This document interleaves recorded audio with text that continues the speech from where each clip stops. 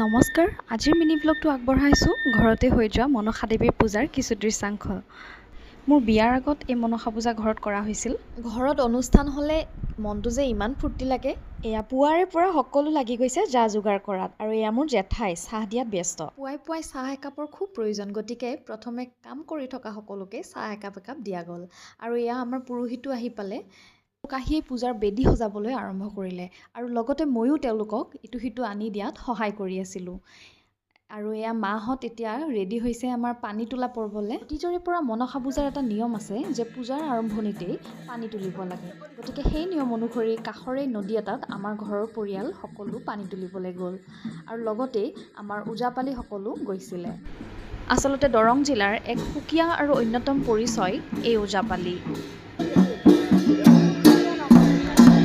এয়া নদী গৈ পালে, আৰু ওজাপালিৰ লগতে আমাৰ জেঠাইহঁতে পদ গাই অৰ্থাৎ মনসা দেৱীৰ যিবিলাক স্তুতি পদ আছে সেইবিলাক গাই পানী তোলা পৰ্বটো কৰিলে।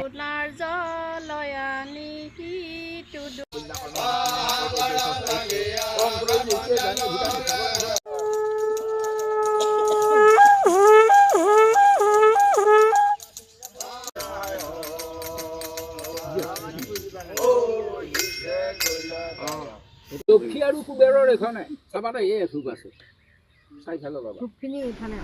এই থালিখন ল'ব দিছে ভাইটিক, আৰু তাক বুজাই দিছে ক'ত কি আছে। আৰু এয়া সময় হৈছে আমাৰ নিৰ্মালি লোৱা। এতিয়া আমাৰ গোটেই পৰিয়াল বহি এনেকৈ নিৰ্মালি গ্ৰহণ কৰিছে। আৰু ইয়াৰ পিছতে বলিৰ কাৰণে শান্তি কৰি আছিলে। আমাৰ যিহেতু বলি পূজা কৰা হয়, কিছুমান মানুহে ফুল পূজাও কৰে মনসা পূজা।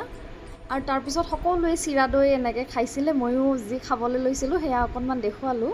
আৰু লগতে আমাৰ এইফালে খানাও হৈ আছে, বনাই আছে আমাৰ ৰান্ধনীয়ে। পূজাৰ ইটো সিটো কামত ব্যস্ত থকাৰ কাৰণে কিছুমান ক্লিপ মাজত ৰৈ গ'ল দেখুৱাবলৈ।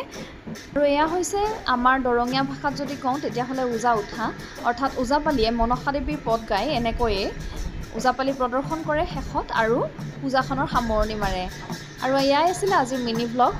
আপোনালোকে কেনেকুৱা পালে দৰঙৰ এই মনসা পূজা, ওজাপালি, এই গোটেইবিলাক কমেণ্টত জনাব দেই।